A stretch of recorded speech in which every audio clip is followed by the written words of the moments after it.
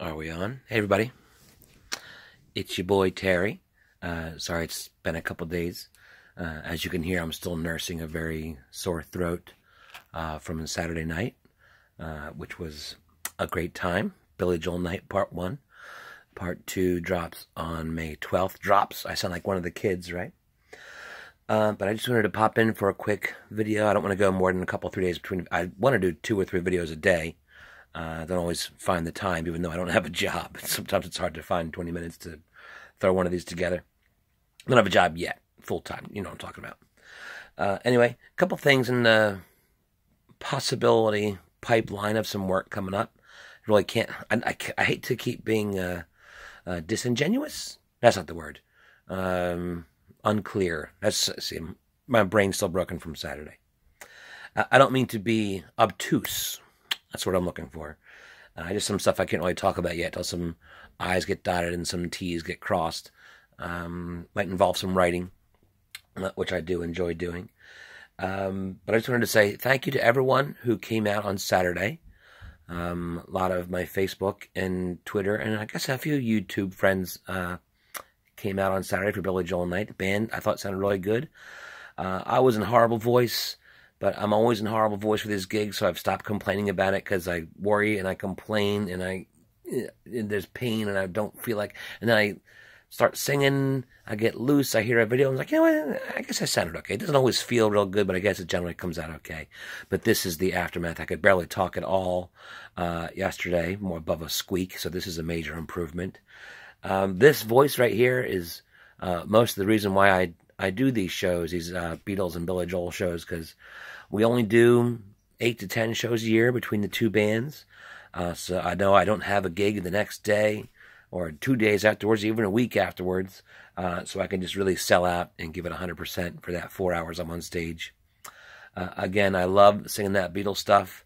I'm just a little bit more emotionally connected to the Billy Joel stuff because it was more just my era growing up. And from about 1985 to 1993, I was the world's most annoying, proselytizing Billy Joel fan. It was all I listened to, the same records over and over. I was like the ex-smoker who tells everyone to quit smoking, or the Scientologist trying to recruit more Scientologists and just saying, here's why you should love Billy Joel. Because I loved him, and I knew I had good taste in music, but he just never, ding, ding, ding, ding, ding. He just never seemed to get that critical respect that other bands did, other bands that I thought were inferior. Anyway, I don't have to defend Billy Joel. You know how great he is. But I spent most of my teen years annoying my friends to no end by only listening to Billy Joel, Squeeze, and R.E.M. R.E.M. wasn't until college, though, actually. But yeah, I had a great time, as you can hear here. Some of the videos floating around the social media, I'm pretty happy with. There's a couple I'd like to get back. My drummer, my drummer was hitting the drums so hard in the first set. Ding, ding, ding. I literally could not hear anything. And I'm Mr. Pitch. I don't hit bad notes unless an act of God or an equipment failure, or in the event that I can't hear, and you just sort of go by feel. I feel like I'm hitting the right note, but I'm not sure. And Al, God bless him, I love Al to death. He was hitting those drums like a ton of bricks on Saturday night, deservedly so. He kind of has to hold back on the Beatles stuff. He doesn't hold back. He plays those songs in the style in which they were written. When he's able to hit them at the Beatles, like on some of the Wing stuff, he hits them. But if you listen to almost any Billy Joel record from, from Piano Man, I guess until he fired his original band, which I'm not sure if they were all on the last album or not, The River of Dreams. But up until Stormfront, his drummer, fantastic drummer named Liberty DeVito, just a madman, just a hitter, heavy hitter, like he was playing with lead drumsticks. And, this is the show Al, I turned around at one point during the song Big Shot, in the first set, because you had to be a big shot. And Al is standing up, hitting the drums, standing up. I'm like, shouldn't you be sitting? Don't drummers usually sit? I'm like, hey, save some for the fourth set there, big guy. He's like, I'm playing. I'm like, okay. So I thought the band sounded really good. The addition of Sue Polser on the second keys and she played a lot of flute and sax. I think that just elevated our overall sound like 20%. It allowed, if anyone was at last year's show, Dave Landis, our wonderful keyboard player, played every note that he could, but he was trying to play a double rack. Like this keyboard down here was like the piano, and this one up here was like the strings and the vibraphone and electric piano and that kind of stuff. Sue, taking all that off of his plate, just let Dave not relax, but just let him focus on being the piano player in the Billy Joel band. And I think that stress coming off of him and Sue playing so well really just kicked everything up 20-25%. Steve Kyle, our new guitar player, acquitted himself very well. I mean, people hit clams all night. I hit bad notes. Everyone hits bad notes. The timing gets messed up here and there. That's all part of, being in a live band and playing a live show, is that it's not perfect. It's not a perfect studio where you get 27 takes to get the drum sound right or 15 takes to hit that one note. You get that one shot to do it live. For the most part, we hit them all. So I'm saying, Steve Kyle did a great job, and I was very proud of him. He's the young guy in the band. He's the young, cute guy in the band. I'm the old, cute guy in the band. Steve, I was quite proud of Steve. His parents were there. His brother and sister-in-law were there. And for me, when I would play in front of my family, I would I still get very emotional singing. I cried during She's Got Away, but just a little bit. Sometimes you get caught up in the moment. Last time I cried on stage, I think probably the last Beatles show, or the January Beatles show when we played the medley at the end, maybe during Golden Slumbers, I got a little choked up. And then a few years back, playing this Leonard Cohen song, Hallelujah, with Bill Catarini at Ding Ding Ding Carney's on a St. Patty's Day. I think my family was sitting right down in front, and my son had come up and sung a couple of songs. So I just got a little bit emotional singing Hallelujah. It's a very emotional song. I'm an emotional guy, so sometimes I wear that on my sleeve, to my detriment, at least vocally, because I hate hitting bad notes. And when I get a little emotional, my voice gets wonky and I can't finish the note, and I'm like, oh. So when people are like, oh, what a nice moment, Terry was emotional, I'm like, God damn it, I hit the wrong note. Anyway, this is supposed to be a 3-minute video, but now we're pushing 10. So I just wanted to say I had a fantastic time on Saturday. Thanks to everyone who came out to see us. Randy and Wendy were there again. Took us out for drinks afterwards, which we appreciate. I'm always down for after-show drinks because, I have a few beers during the show, but it's like to sit down and just relax and say, it's over. And it's been 3 months of preparation with 2 new band members integrating all this music. And just to get to release that on Saturday was great. And by the end, I was just exhausted. And I may have gotten a little salty with Cabana's management. I'm not sure if I said anything out loud, but I was not happy at the end of the show. But that's not Cabana's fault. We were kind of shut down a little bit earlier than we wanted to be, but we had gone well past our advertised playing time. So we're going to maybe try to start the show earlier. We might go back to 7 o'clock for May, because the only complaint I got all night was that 8 o'clock was a little bit late, because the Billy Joel crowd, I guess, was skewing a little bit older, between my age and a little bit up. And I agree, 7 to 11 was a perfect time because I'm home by midnight. We played until about 12:15, almost 12:30. I kind of lost track of time. I was just trying to get all the songs in. And we played a 4.5-hour Billy Joel song and didn't play Piano Man because management just finally said, that's enough. People are leaving. Show's over. And I got a little bit salty about that. And if I offended anyone, I apologize. I totally understand. I had to do a better job of structuring the evening so that we get to play all the songs and even have time for maybe an encore or two.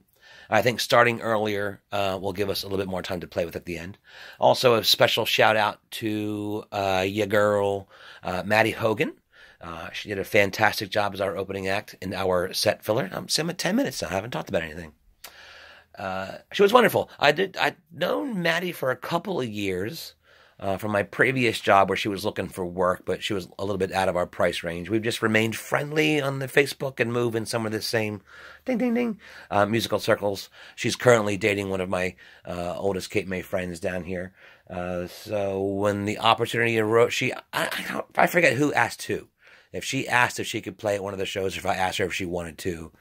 But when presented with the opportunity to play at the Billy Joel show, she said, yes, please, I'll do it. was like, well, it doesn't pay. I don't care. I'll come play it. And so she's going to also play with us on the May 12th gig. All of the support acts we've had this year have been fantastic. James Howell. People loved James Howell at the first Beatles show. Then we had Lester Rose at the second Beatles show in February. And then Maddie Hogan. I usually try to do a new person for each show, but Maddie was like, I'm playing both shows. I was like, okay, Maddie, just don't hurt me. But she was great. People loved her. She did a nice mix of 90s and sort of millennial stuff in an acoustic, arrangement. Like the sort of remixes, mashup stuff you hear on the YouTubes these days. Maddie she told me what year, season 16 Hollywood Week participant on American Idol a few years back. So she's got the good. She's a very, very good singer. And she popped up and grabbed a harmony on The Longest Time with us. And at that point, I was like, hey, come on up here and sing. Come on. Come sing a note. I was like, okay. I believe that's everything.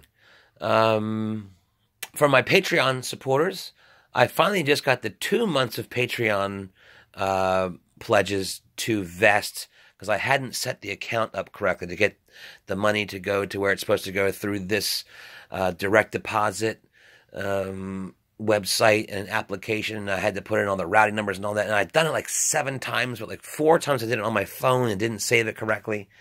Anyway, just about an hour ago, I transferred just a little over $200 on the Patreon account into my bank account, which should show up about midweek. And that is going to be used to purchase the podcasting equipment that I'm going to start using to put the podcast together for TKO Productions. A couple of hot ideas in the pipeline for the podcast that I just still can't talk about yet till they're official. I don't want to overpromise and underdeliver. At the very least, it'll be a podcast hosted by myself with my lead tech and co-host, Kevin Ebner, because I'm buying the software and hardware and then sending it to Kevin to figure out how to use it. And we have a Downton Stabby rehearsal on Wednesday night. That'll probably be the next time you hear from me, is Wednesday night at Downton Stabby. Maybe we'll do a live. I think I can do a live video on the Patreon. That might be a patrons only video, and I can put video and photos up there that stay on the site for 24 hours. If you're a patron, you'll get access to that. All right, now I'm just blabbering.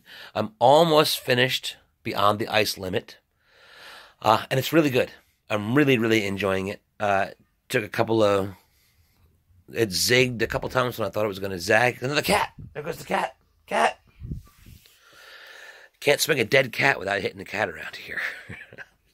Anyway, once I'm through with Beyond the Ice Limit, I've already given you sort of a semi-review and sum up, but I'll give you my full feelings on it. I'll probably finish that sometime tomorrow because we just came back from Turnersville and my in-laws today, where my 94-year-old father-in-law just came out of a rehab center.